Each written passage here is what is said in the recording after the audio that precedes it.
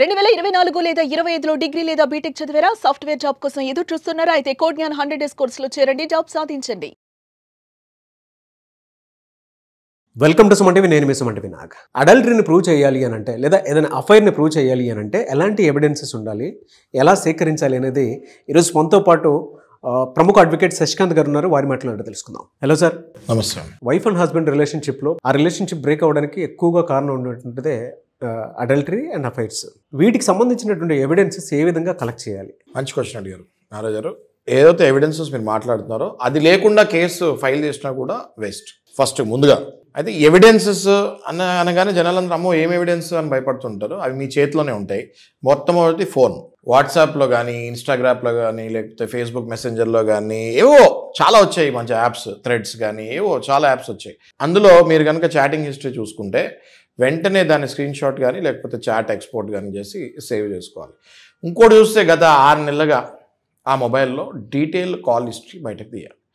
Okay, అది మీకు దగ్గరున్న టెలికామ్ ఆపరేటర్ దగ్గరికి వెళ్ళి రిక్వెస్ట్ పెట్టుకొని వాళ్ళకి ఏం కావాలో వాళ్ళ ప్రొసీజర్ ఫార్మాలిటీస్ కంప్లీట్ చేసుకొని మనం detail call list last 6 months తీస్తే కాల్ లిస్ట్లో ఏముందండి, వాళ్ళ నెంబర్లు ఉంటాయి, మనం ఎలా ప్రూవ్ చేయొచ్చు అని అనొచ్చు మీరు.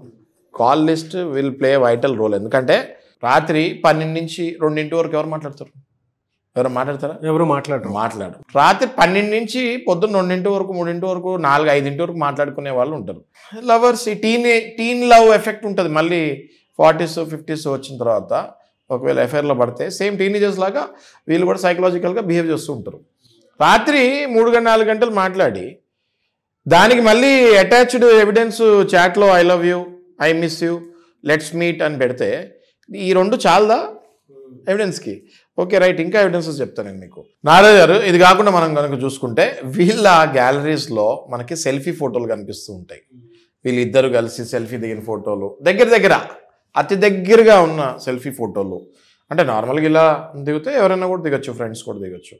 ఇలా కొంచెం ఇలా చేతులు వేసుకొని దిగుతాము. ఓకే, ఒకళ్ళ ఫేస్ ఒకళ్ళకి దగ్గరికి ఇలా పెట్టుకొని దిగుతాము. కొంతమంది అయితే ఏకంగా ముద్దిస్తూ కూడా దిగుతారు. ఓకే, అట్లాంటి నేను చూస్తాను కదా ఎవిడెన్స్లు. అంటే వాళ్ళు ఆ టైంలో మరి ఎందుకు దిగుతారో అలాంటి ఫోటోలు కూడా మనకు అర్థం కాదు. ఓకే, సో ఇలాంటి ఫోటోలు. అంతేకాకుండా వీళ్ళ క్రెడిట్ కార్డ్ బిల్స్లో వీళ్ళు ఎక్కడెక్కడ స్వైప్ చేశారు card will play vital role. అది కనుక ఓయో రూమ్స్లో, ఓయో హోటల్స్లో స్వైప్ చేసినట్టు బిల్లు కనపడితే సీసీటీవీ ఫుటేజు, బిల్లు, ఇంకేం కావాలండి ఎవిడెన్స్? ఇదొకట. అంతేకాదు గూగుల్ లొకేషన్ మనం ఎనేబుల్ చేసుకుంటే, అర్థమైందా మీకు? గూగుల్ లొకేషన్ ఏం చేసుకుంటే టైం లైన్లో వీళ్ళు ఏం పెడతారు? Same place, same time. ఇది మనం కనుక గూగుల్ ఎనేబుల్ చేసుకొని ట్రాక్ చేసుకుంటే 90% ఆఫ్ ద అఫైర్స్ కన్ఫర్మ్ అయ్యే ఛాన్సెస్ ఉంటాయి. ఇంకా మనం నెక్స్ట్ కనుక చూసుకుంటే సోషల్ మీడియాలో ఒకళ్ళ ఫోటోని ఒకళ్ళు లైక్ చేస్తాము, ఎమోజీస్ పెడతాము, ఇట్లాంటివి కూడా ఉంటాయి. విచ్ ఇస్ ఇండైరెక్ట్గా మనం అది సిట్యుయేషనల్ ఫ్యాక్ట్స్ కిందకి తీసుకుంటాం జరుగుతుంది. అంతేకాకుండా అసలు మనం వీళ్ళు ఒక అడుగు ముందేశారని ప్రూవ్ చేస్తానికి ప్రెగ్నెన్సీ కూడా వీళ్ళకి వస్తుంది. నేను చాలా కేసెస్ డీల్ చేస్తున్నా ఇట్లాంటివి. ప్రెగ్నెన్సీని అబార్ట్ చేసుకునే టైంలో వీళ్ళు ఒక హోటల్ రెంట్కి తీసుకొని ఉంటారు. ఓకే, 1 నెల రోజులు, 2 నెలలు హోటల్లో ఉన్న అమ్మాయిలు కూడా చూశాను నేను. ఈ ప్రెగ్నెన్సీ అబార్ట్ చేయించుకొని, బాయ్ ఫ్రెండ్ కూడా ఉంటాడు, అబార్ట్ చేయించుకొని. అంటే ఇవాళ రేపు ఎక్కడి నుంచి ఎవరు వచ్చి ఎక్కడ ఉంటున్నారో తెలియట్లేదు కదా. అవునవును. సో తల్లిదండ్రులు ఏమనుకుంటారు, వీళ్ళు ఎక్కడో పీజీలో ఉంటున్నారు, ఆఫీస్కి వెళ్ళి వస్తున్నారు, రోజు ఫోన్ మాట్లాడతారు కదా. వీళ్ళు ఎక్కడ ఉంటున్నారు అన్నది తల్లిదండ్రులకు తెలియదు. సో వీళ్ళేమో ఏ ఓయో రూమో తీసుకుంటారు. ఈ ప్రెగ్నెన్సీ, అబార్షన్, ఈ ట్రీట్మెంట్లు నడుస్తూ ఉంటాయి. సో ఆ టైంలో హోటల్లో 1 నెల రోజులు ఉంటే ఆ సీసీటీవీ ఫుటేజ్లు, వీళ్ళు ఫుడ్ ఏమేమి ఆర్డర్ చేసుకున్నారు, వీళ్ళు ఒకవేళ బాయ్ తోటి మెడిసిన్స్ ఏమైనా తెప్పించుకున్నారా లేదా, ఇవన్నీ కూడా మనం అక్కడ ఎస్టాబ్లిష్ చేయొచ్చు. అంతేకాకుండా వీళ్ళు ఏ డాక్టర్ని రీచ్ అయ్యారు, వాళ్ళ ప్రిస్క్రిప్షన్స్ ప్లస్ వాళ్ళ ప్రొసీజర్ ఫార్మాలిటీస్ ఇవన్నీ ఉంటాయి. ఆ క్లినిక్లో వీళ్ళు స్వైప్ చేసిన కార్డ్ అయినా ఉంటాయి, లేదా ఆ బిల్స్ అయినా ఉంటాయి. ఇవి కూడా ఒక మేజర్ ఎవిడెన్సెస్ లాగా మనం ప్రూవ్ చేసుకోవచ్చు.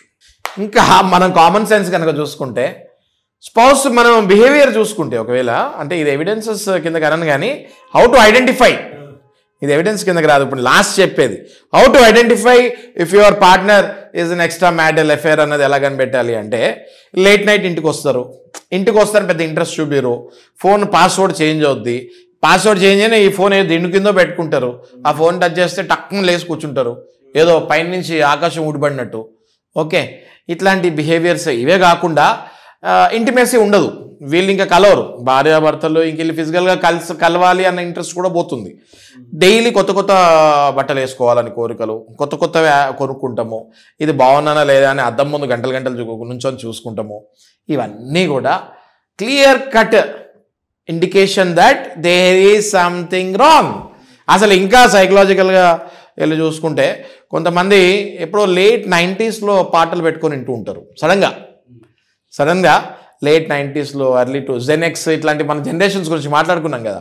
అంటే వీళ్ళకి ఆ టీనేజ్లో ఉన్నప్పుడు ఏ సాంగ్స్ మ్యూజిక్ అయితే కనెక్ట్ అయిందో ఆ సాంగ్స్ని మళ్ళీ వీళ్ళు ప్లే చేస్తూ ఉంటారు. ఎందుకు ప్లే చేస్తారంటే సైకలాజికల్లీ ఆ పాట అప్పుడు ప్లే అయినప్పుడు వీళ్ళు ఆ పర్టికులర్ అమ్మాయితోటి తిరుగుంటారు. అదే అమ్మాయి మళ్ళీ కనెక్టివిటీకి వచ్చినప్పుడు మళ్ళీ ఆ సాంగ్స్నే వీళ్ళు ప్లే చేసుకొని psychologically they will connect to them very strongly. చాలామంది స్పౌసెస్ ఇవన్నీ చూడాలి. చూసి ఒకవేళ మీ భర్త కానీ మీ భార్య కానీ తప్పుదారిలో వెళ్తే ఈ ఇండికేషన్స్ ఉంటే ఖచ్చితంగా మీరు ప్రాపర్గా వాళ్ళని ఇన్స్పెక్షన్ చేసి మళ్ళీ సరైన దారిలోకి తెచ్చుకోవాలి. ఎనీవేస్ థ్యాంక్ యూ అండి, thank you so much Shashikant garu. నిజంగా చాలామందికి అంటే మీరు కేసెస్ అన్ని రెగ్యులర్గా చూస్తున్నారు, వాళ్ళ కౌన్సిలింగ్ ఇస్తూ ఉన్నారు, వాళ్ళు మిమ్మల్ని అప్రోచ్ అవుతున్నారు కాబట్టి ఇంత డీటెయిల్గా చెప్పగలుగుతున్నారు in a practical way. Correct. So కొంతమంది ఇప్పటికీ హెల్ప్ తీసుకుందాం అనుకునేటువంటి వాళ్ళు ఉన్నారు కాబట్టి they want to approach you అనమాట. ఎనీవేస్ థ్యాంక్ యూ అండి, thank you so much Shashikant గారు. Thank you.